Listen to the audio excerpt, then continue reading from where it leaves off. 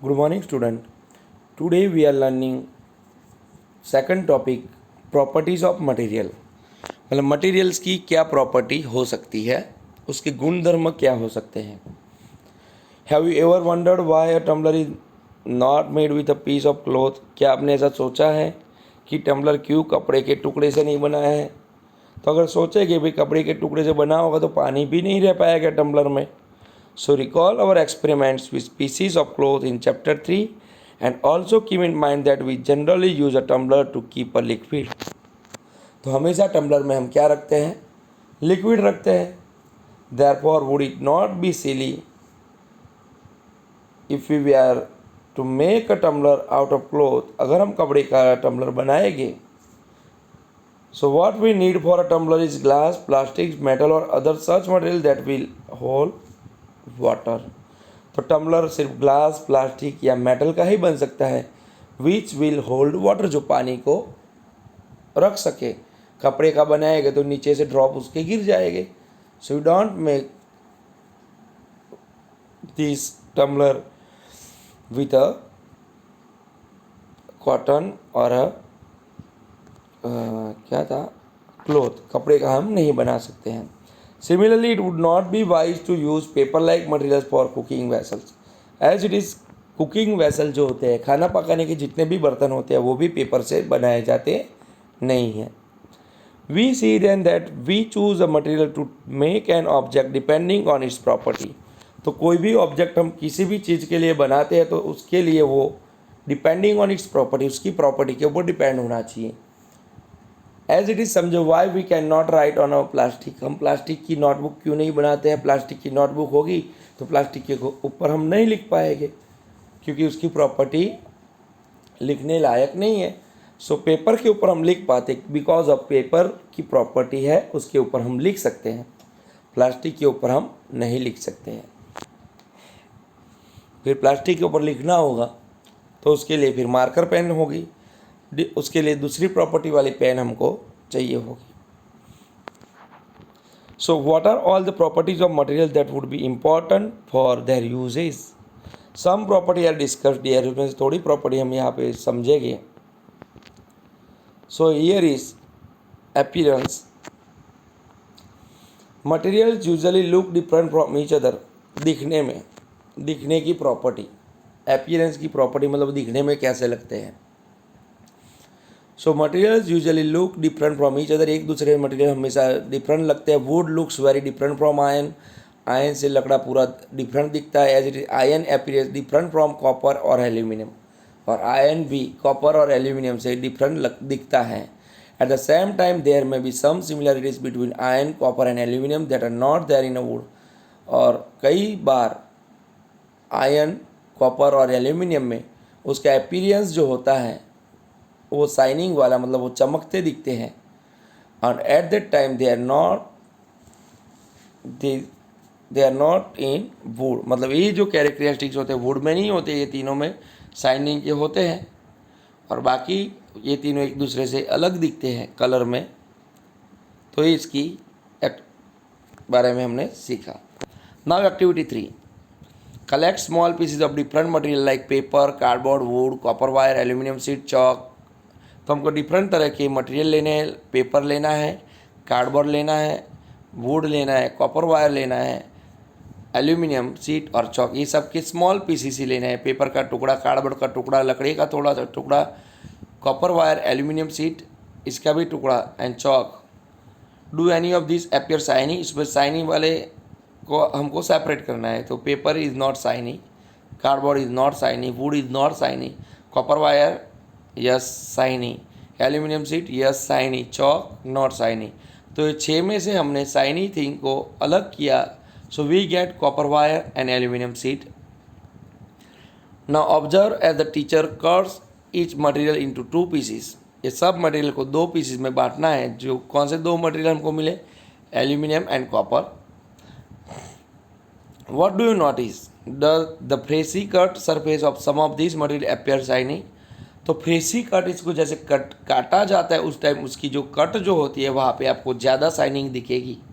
So include this object also in the group of shiny material. तो इसको shiny material के group में हमको रखना है. Do you notice such a sign or luster in the other materials? Cut them anyway as you can. So repeat this in class with any many material as possible as make and least of them with without luster. तो ऐसे हमको बहुत सारे material इकट्ठे करके इसके group में हमको डालने हैं. इंस्टेड ऑफ कटिंग करने की जगह you can rub the surface of material with sandpaper to see if it has lustre. या तो वो चमकता है कि नहीं है, इसके लिए हम दूसरी एक्टिविटी भी कर सकते हैं. उसके ऊपर सैंड पेपर घिस के, जैसे सैंड पेपर दीवार घिसने के लिए कलर के लिए काम में आता है, कांच पेपर भी उसको बोलते हैं सैंड पेपर, तो इसको हम लेके भी हम यूज़ कर सकते हैं. Now material that have such lustres are usually metals. तो जिसमें ऐसी शाइनिंग हो, मतलब लस्टर हो, they are usually metal. So iron, copper, aluminium and gold are example of metals. Iron, copper, aluminum and gold are examples of metals. Some metals often lose their sign and appear dull. कई metals ऐसे होते हैं lose their sign, अपनी sign घुमा भी देते हैं, and appear dull दिखते हैं.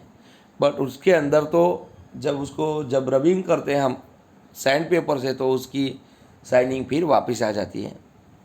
सो because of the action of air and moisture on them we therefore notice the lustre only on their freshly cut surface. उसी वजह से हमको उसके ऊपर हमको डल दिखता है, पर उसको rubbing with the paper, sand paper से जब रब करते हैं या तो उसको कटते हैं उसकी सरफेस, तो तब हमको उसकी शाइनिंग सरफेस दिखाई देती है. When you visit an iron smith और workshop, look out for freshly cut surface of metal rods to see if they have lustre. तो आपको दिखेंगे, सब चमकीले आपको दिख पाएंगे. Then second thing is hardness. When you press different material with your hand, different तरह के मटेरियल आप अपने हाथों से दबाओगे, some of them may be hard to compress while others can be easily compressed. तो उसको दबाने के लिए किसी में बहुत ही मेहनत करनी पड़ेगी, फिर भी नहीं कंप्रेस मतलब दबेगी नहीं, जबकि other can be easily compressed, कोई इजीली कंप्रेस्ड हो जाते हैं. सो टेक अ मेटल की and try to scratch with it. The surface of a piece of wood, aluminium, a piece of stone, a nail, candle, chalk, any other material or object, ये सब लेने हैं और उसको scratch करने हैं. So you can easily scratch some material. तो कोई आप स्क्रैच कर पाओगे. Well some can not be scratch so easily, सबको कोई कुछ स्क्रैच नहीं कर पाएंगे. So materials which can be compressed, मतलब दबा सकते हैं और स्क्रैच कर सकते हैं, दे आर कॉल्ड सॉफ्ट. तो ऐसे मटेरियल को सॉफ्ट कहा जाता है. जबकि materials which can be compressed और scratched easily are called soft. तो वही मैंने रिपीट कर लिया है, जो सॉफ्ट होते हैं. जबकि while some materials which are difficult to compress are called hard. जिसको हम डिफ़िकल्ट कंप्रेस भी नहीं कर सकते हैं या तो स्क्रैच करने में डिफ़िकल्टी आती है, they are called hard. So for example cotton और sponge is soft while iron is hard. तो कॉटन जो होगा या स्पंज जो होगा दे आर सॉफ्ट, जबकि iron, copper, aluminium they all are hard. So in appearance materials can have different properties. Appearance मतलब दिखने में मटेरियल की प्रॉपर्टी डिफरेंट होती है, like lustre, then hardness, be rough और स्मूथ, या तो रफ हो या तो स्मूथ उसकी सरफेस हो सकती है. So can you think of other properties that describe the appearance of materials. तो अदर प्रॉपर्टी के बारे में भी हमको सीखना है. सो सॉल्यूबल और इनसॉल्यूबल, तो ये देख लेते हैं. Collect samples of some solid substance. Solid substance के सैंपल कलेक्ट करना है, such as sugar, salt, chalk powder, sand and sawdust. ये एक्टिविटी आप घर पे भी कर सकते हो. शुगर ली, सॉल्ट ली, चॉक पाउडर लिया, sand and sawdust. Then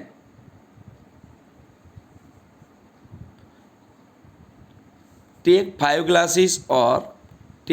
glasses or beaker, 5 glass या बीकर लेने हैं. फिर each one of them about 2/3 with water. तो उसको 3 हिस्सों में से 2 हिस्सों में हमको पानी भर देना है. तो फिर each one of them about 2/3 with water. Now add some amount of sugar to the first glass. मतलब पहले में शुगर सॉल्यूशन बनाना है, फिर सेकंड में सॉल्ट का सॉल्यूशन बनाना है. सिमिलरली थर्ड के अंदर हमको चॉक पाउडर का सॉल्यूशन बनाना है, फोर्थ में सैंड का, एंड फिफ्थ में सॉडस्ट का सॉल्यूशन हमको बनाना है. Now Observe what happened to the substance added to water. Not your observation as shown in 4.3. So salt जब हम डालेंगे वाटर में, it disappear completely in water. वो पूरी की पूरी सॉल्ट वाटर में पिघल जाएगी, तो हमको पानी पहले जैसा था वैसा ही दिखेगा, मतलब नॉट कलर. शुगर में भी disappear completely in water. Sand does not disappear completely in water. Sand पिघलेगी नहीं. चॉक पाउडर भी does not disappear completely in water. Sawdust does not disappear completely in water. तो सॉल्ट एंड शुगर दोनों पिघल जाएगी. So you will notice that some substances have completely disappear in dissolve in water. तो sugar and salt जो आप देख रहे हैं, तो वो कम्प्लीटली डिसअपियर मतलब अदृश्य हो जाते हैं, गायब हो जाते हैं इन डिसॉल्व इन वाटर. पिघालने पे वो डिसअपियर हो जाते हैं, वो चले जाते हैं. We say that these substances are soluble in water. तो ऐसे जो सब्सटेंसेज होते हैं like sugar and like salt, they are soluble in water. जबकि other substance do not mix with water, जो वाटर के साथ मिक्स नहीं होते, and do not disappear even after we stir for long time. लंबे समय तक उसको पानी के अंदर उसको स्पून से हिलाने के बावजूद भी वो नहीं जाते हैं, दिखते ही रहते हैं. They are called insoluble in water. So water plays an important role in the functioning of our body as it is. हमारे बॉडी में भी वाटर का फंक्शनिंग मतलब कार्यों करने के लिए उसका रोल भी इम्पॉर्टेंट है, because it can dissolve a large number of substances. क्योंकि वाटर के अंदर बहुत ही तरह के सब्सटेंसेस डिजॉल्व होते हैं हमारी बॉडी में. Do liquids also dissolve in water. क्या लिक्विड भी पानी में डिजॉल्व होते हैं? सो इसकी एक्टिविटी 5 हम कल देखेंगे. तो यहाँ तक आपको अच्छे से लर्न करके तैयार भी करना है. साथ साथ वर्कबुक के भी क्वेश्चन आंसर आपको सॉल्व करने हैं. ये चैप्टर फिनिश हो जाएगा, फिर मैं 4 चैप्टर के भी MCQ fill in the blanks through poll सब आपको भेजूँगा, जो आपके आंसर के साथ आपको मिला लेना है. पर फर्स्ट आपको लेसन रीड करके खुद ट्राई करके आंसर देने हैं, जिससे आपका मेमोरी चेक हो जाए. सो वर्कबुक में पहले आपको लिखना है जितना आपको समझ में आए. वो जो डाउट हो वो आप पेंसिल से लिखो, तो बाद में आप रब करके मैं जब आपको फ़ोटो भेजूँ उसमें देख के लिख सको. Okay, all of you, thank you.